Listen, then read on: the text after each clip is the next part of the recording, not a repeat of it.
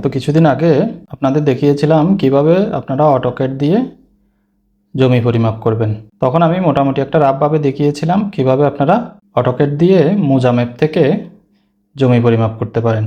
আজকে আমি আপনাদের বিস্তারিত দেখাবো কিভাবে আপনারা জমি পরিমাপ করে তাতে দাগ নাম্বার বসিয়ে এবং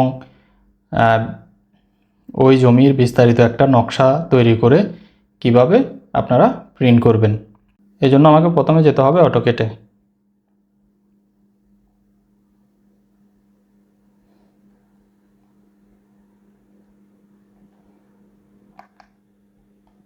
অটোক্যাডে যাওয়ার পর আমাদের প্রথম কাজ হচ্ছে, আমি এগুলা গত ভিডিওতে দেখিয়েছি, তারপরও আমি আবার বিস্তারিত যেহেতু একটি ভিডিও তৈরি করছি সেজন্য আমি এই ভিডিওতেও এই বিষয়গুলো আবার দেখাচ্ছি। অটোক্যাডে যাওয়ার পর আপনি প্রথমে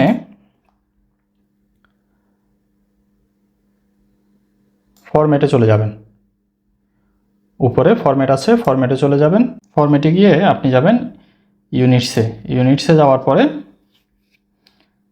আপনার এরকম একটা স্ক্রিন আপনাদের সামনে শো হবে। এটাতে আপনি যে ল্যান দেখতেছেন, ল্যান টাইপ, এখানে আপনি ডিসিমেল আছে, এখানে ডিসিমেল আছে, আপনি এটাকে আর্কিটেকচারাল করে দিবেন এবং প্রিসিশন নিচে 0 ফিট 0 ইঞ্চ করে দিবেন। এরপর এখানে আর কোনো কাজ নেই, ওকে করে দিবেন। আবার আপনারা একই নিয়মে ফরম্যাটে যাবেন। ফরম্যাটে যাওয়ার পর ডাইমেনশন সেটিং, ফরম্যাটে যাওয়ার পর যাবেন ডাইমেনশন সেটিংয়ে। ডাইমেনশন সেটিংয়ে যাওয়ার পরে পাশে আপনারা মডিফাই দেখবেন, এরকম একটা স্ক্রিন আপনাদের সামনে শো হবে। এর পাশে দেখবেন আপনারা মডিফাই। এরপর আপনারা মডিফাইতে ক্লিক করবেন। মডিফাইতে ক্লিক করার পর আপনাদের সামনে এরকম একটা স্ক্রিন শো হবে। এটাতে আমরা প্রথমে চলে যাব প্রাইমারি ইউনিটসে। এটা থেকে আমরা প্রথমে চলে যাব প্রাইমারি ইউনিটসে। প্রাইমারি ইউনিটসে যাওয়ার পরে এখানে আপনারা দেখবেন ইউনিট ফরম্যাট। ইউনিট ফরম্যাটে আপনারা আর্কিটেকচারাল করে দিবেন আগের মতো এবং প্রিসিশন 0 ফিট 0 ইঞ্চ করে দিবেন। এরপর এখানে আর কোনো কাজ নেই। এরপর চলে যাবেন আপনারা ট্যাক্সে। ট্যাক্সে যাওয়ার পর আপনারা চাইলে এখানে ট্যাক্সের কালারটা চেঞ্জ করতে পারেন। ট্যাক্সের কালারটা আপনি আপনার ইচ্ছা মতো একটা, আমি এখানে ব্লু দিয়ে দিলাম। এরপর আপনারা এখান থেকে জাস্ট ট্যাক্সের হাইটটা আপনারা 10 ফিট করে দিবেন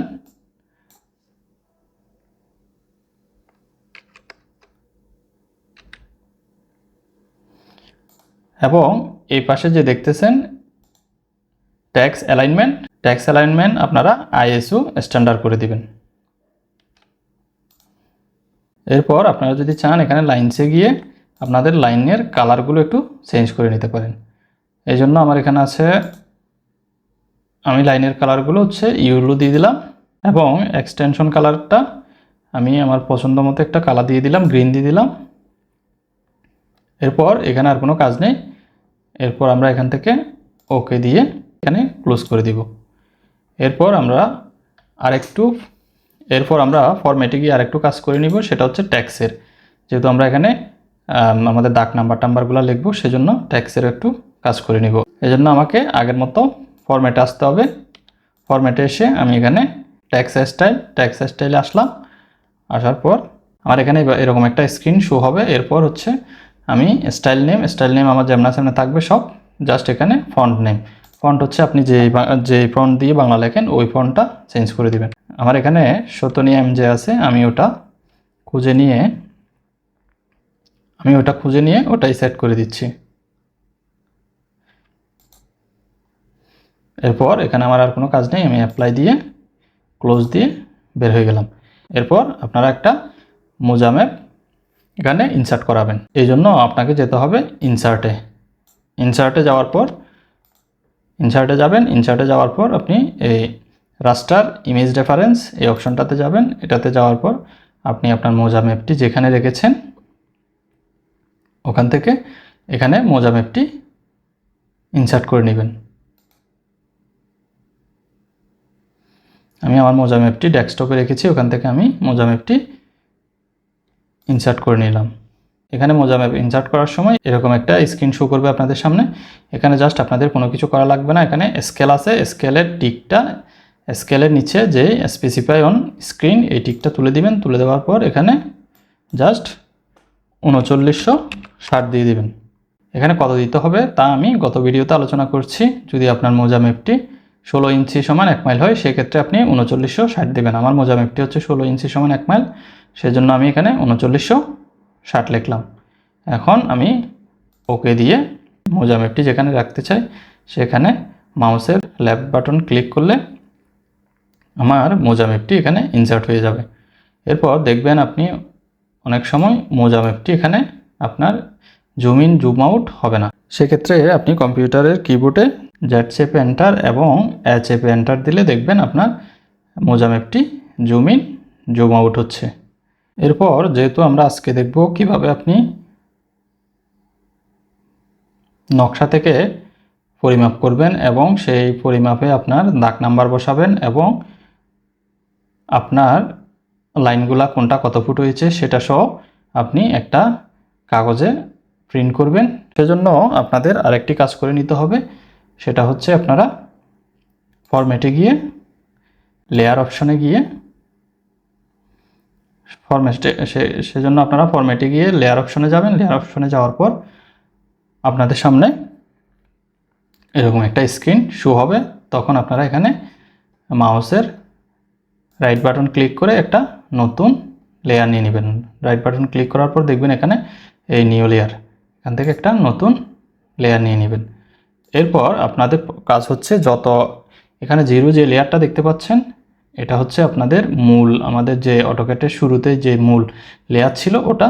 এখন এই লেয়ার 1 যেটা দেখতে পাচ্ছেন ওটা হচ্ছে আমরা নতুন একটা লেয়ার নিয়েছি সেটা। এখন আমরা যত কাজ করব সব কাজই করব লেয়ার 1-এ।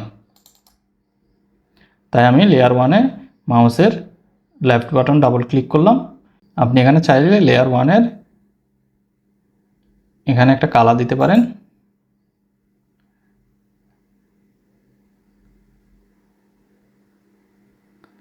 এই কালারটা হচ্ছে আমরা এখানে যে লাইন টানবো, চাইলে এখানে একটা কালার দিতে পারেন। এই কালারটা হবে আমরা যে লাইন টানবো ওই লাইনের কালার। এখানে আমি একটা কালার দিয়ে দিলাম, রেড কালার। এরপরে এইখানে আর কোনো কাজ নেই, আমি অ্যাপ্লাই এবং ওকে দিয়ে এখান থেকে বের হয়ে গেলাম। এরপর দেখবেন আপনারা এখানে যত কাজ হবে সব লেয়ার 1-এই হবে। এরপর আসুন আপনারা যে দাগগুলো পরিমাপ করবেন ওই দাগগুলা বেছে নেবেন। ধরুন আমি এখানে যে কয়টা দাগ আছে এখান থেকে 2-4টা দাগ পরিমাপ করব, করে ওটা আমি একটা কাগজে প্রিন্ট করব। সেই জন্য আমাকে প্রথমে এখানে পাশ থেকে পলি লাইনটা নিয়ে নিতে হবে। আমি পলি লাইনটা নিয়ে নিলাম। পলি লাইন নেওয়ার পরে আমি এই দাগগুলা পর্যায়ক্রমে এঁকে নিচ্ছি। আপনারা এগুলা অ্যাকুরেট করে আঁকবেন। আমি আমার সুবিধার জন্য বা যেহেতু আমি ভিডিও বানাচ্ছি সেজন্য আমি একটু শর্টকাট করে এঁকে নিচ্ছি। আমার এই দাগটা আঁকা হয়ে গেছে। তো আমি এই পলি লাইনটা ক্যান্সেল করতে হলে আমাকে কিবোর্ডে এস্কেপ বাটন চাপলেই পলি লাইনটা ক্যান্সেল হয়ে যাবে। একই রকম আমি আবার পলি লাইন নিতে হলে আমি আবার ফার্স্ট থেকেও নিতে পারি, আবার চাইলে কিবোর্ডে এন্টার চাপলেও আমার আগের কমান্ডটা চলে আসবে। মানে আমার আগের কমান্ডটা ছিল আপনার পলি লাইন। এখন আমি ফার্স্টের দাগটাও এঁকে নিচ্ছি। এরকম করে আমি 2-4টা দাগ এঁকে আপনাদের দেখাচ্ছি, না হলে তো ভিডিওটা অনেক লম্বা হয়ে যাবে। আর এগুলো আপনারা আস্তে আস্তে দাগ দেখে দেখে দাগের মাঝখান বরাবর করে টানবেন। আমি আপনাদের দেখানোর সুবিধার্থে একটু তাড়াতাড়ি করে টেনে ফেলতেছি। এরপর আমার এই দাগ আঁকা শেষ। আমি কিবোর্ডের এস্কেপ বাটন চেপে পলি লাইনের কমান্ডটা ক্যান্সেল করে দিব। এরপর আমি এখান থেকে আর 2-1টা দাগ এঁকে নিব। এই জন্য আমি এই ফার্স্ট থেকে পলি লাইন নিয়ে নিতে পারবো, আবার চাইলে কিবোর্ডের এন্টার চাপলেও আমার কমান্ডটা আবার চলে আসবে পলি লাইনের।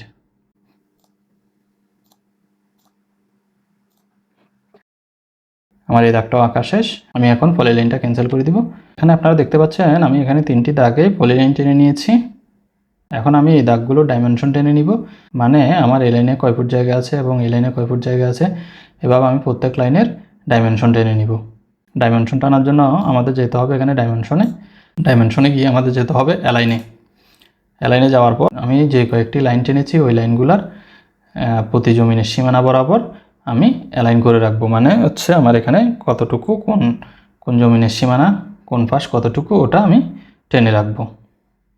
এজন্য প্রত্যেকটা এন্ড পয়েন্ট থেকে এখানে এই এন্ড পয়েন্ট এবং এই এন্ড পয়েন্ট একটু উপরের দিকে টেনে মাউসের লেফট বাটন ক্লিক করলাম, আমার এই লাইনটা কয় ফুট ওখানে চলে আসছে। এবং একই রকম করে আমি এখন চাইলে এখান থেকে আবার অ্যালাইন্ড ডাইমেনশন থেকে আবার অ্যালাইন্টের কমান্ডটা নিতে পারি, না হলে আমি কিবোর্ডের এন্টার চাপলে আমার সেম কমান্ডটি আবার চলে আসবে। এবং এই পাশটা কতটুকু তাও বের করে নিলাম, সেম আমি এই লাইনটা কতটুকু ওটাও বের করে নিলাম। এবং এই লাইনটা আমার মনে একটু ভিতরের পাশে দিলে ভালো হবে, এটা কেটে দিই। এখান থেকে আমি আবার নিলাম, এখান থেকে আমি আবার ডাইমেনশন থেকে অ্যালাইনটা নিয়ে নিলাম, অ্যালাইন নিয়ে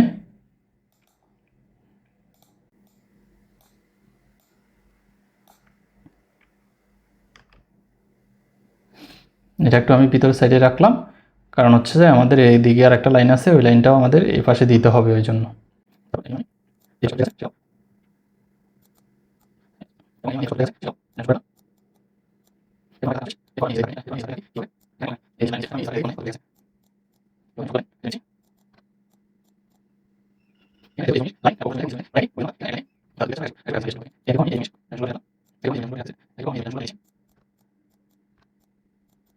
এখানে আমার সবগুলা ডাইমেনশন টানা শেষ।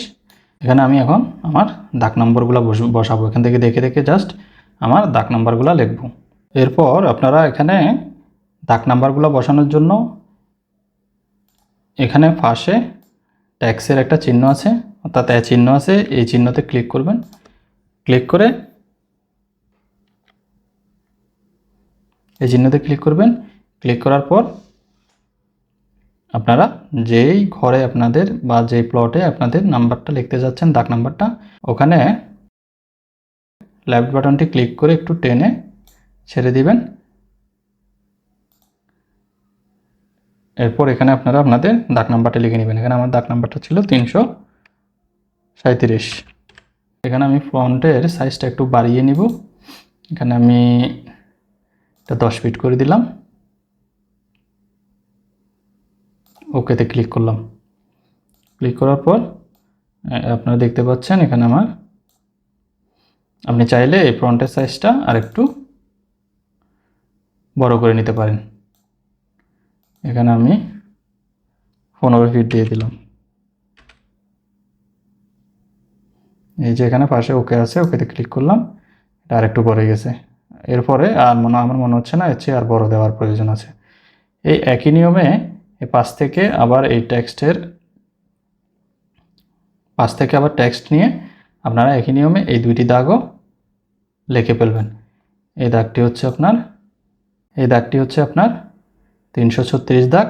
এখন আমি এখানে 336 লিখে ওকেতে ক্লিক করলাম। এখানে লেখাটা আর একটু বড় করে নিতে হবে, এই জন্য আমি এখানে ক্লিক করে এই যে 15 ফিট দিয়ে দিলাম, তারপর এখানে এন্টার দিয়ে দিলাম। তাহলে আমার এই দাগটাও এখানে লেখা হয়ে গেছে। চাইলে আপনি আর একটু নিচে নামিয়ে ফেলতে পারেন এটা। এরপর একই নিয়মে হচ্ছে আমার এখানে 333 নম্বর দাগটাও আমাদের এখানে লিখতে হবে, ওই জন্য আমি পাশ থেকে টেক্সট নিয়ে নিলাম। নেওয়ার পরে সেম একই নিয়মে এখানেও 333 লিখে দিলাম এবং ফন্টের সাইজটা একটু বড় করে দিলাম। এখানে সিলেক্ট করে ফন্টের সাইজটা একটু বড় করে দিলাম। এরপর ওকেতে ক্লিক করলাম।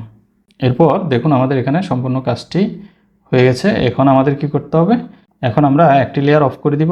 একটি লেয়ার অফ করে দেওয়ার পর দেখবেন আপনারা এই যে দ্বিতীয় লেয়ারে আমরা যেসব কাজগুলো করেছি ওই কাজগুলো সুন্দরভাবে ভিজিবল হয়ে যাবে। এই জন্য আমাদের সেম একই রকম আমরা ফরম্যাটে যাব, লেয়ারে যাওয়ার পর আমরা এই যে এখানে দেখতেছি জিরো লেয়ার, যেটা এই জিরো লেয়ারের আমরা এখানে জিরো লেয়ারের এই যে লাইটের মতো একটা যে চিহ্ন দেখা যাচ্ছে, এই চিহ্নটা অফ করে দিব। অফ করে দিলে দেখবেন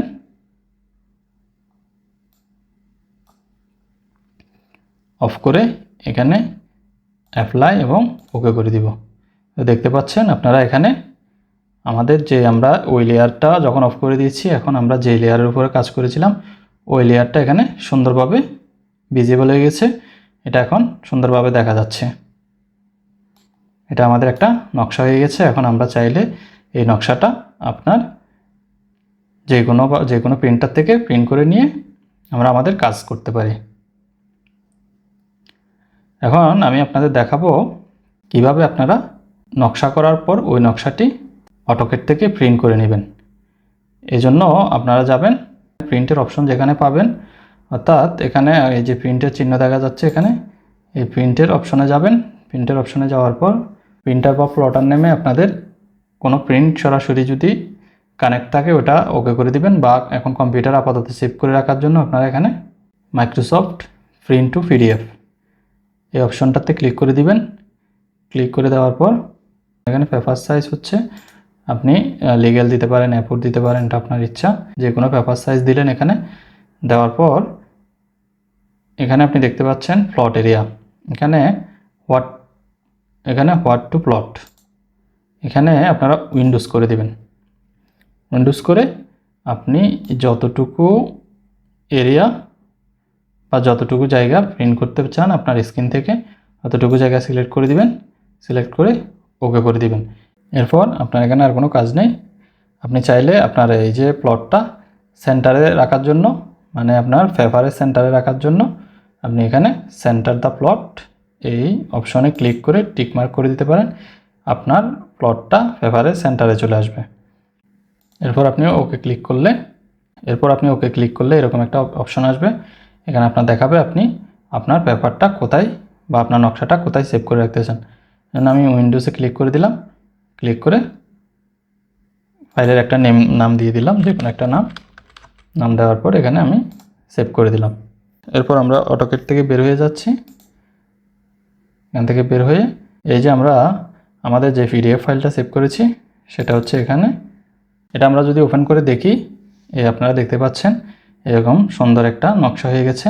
আপনি এভাবে ঘরে বসে পরিমাপ করে এটা সাথে নিয়ে গেলে আপনি সরেজমিনে খুব সহজে আপনার পরিমাপটি সেরে ফেলতে পারবেন। আশা করি আপনারা বুঝতে পেরেছেন কিভাবে আপনারা AutoCAD থেকে জমি পরিমাপ করে কিভাবে প্রিন্ট করে নেবেন। এটা যেহেতু সেভ হয়েছে, সেভ হওয়ার পরে এটা আপনি যে কোনো প্রিন্টার থেকে বা মোবাইলে কালেকশন করে বাজারে নিয়ে, যদি নিজের কাছে প্রিন্টার না থাকে সেক্ষেত্রে বাজারে নিয়ে গিয়ে বা ইমেলের মাধ্যমে বাজারে কোনো কম্পিউটারে পাঠালে ওখান থেকে প্রিন্ট করে নিতে পারবেন। ভিডিওটি যদি ভালো লাগে আপনারা আমার চ্যানেলটি সাবস্ক্রাইব করে দিবেন এবং ভিডিওটি লাইক এবং শেয়ার করে দিবেন।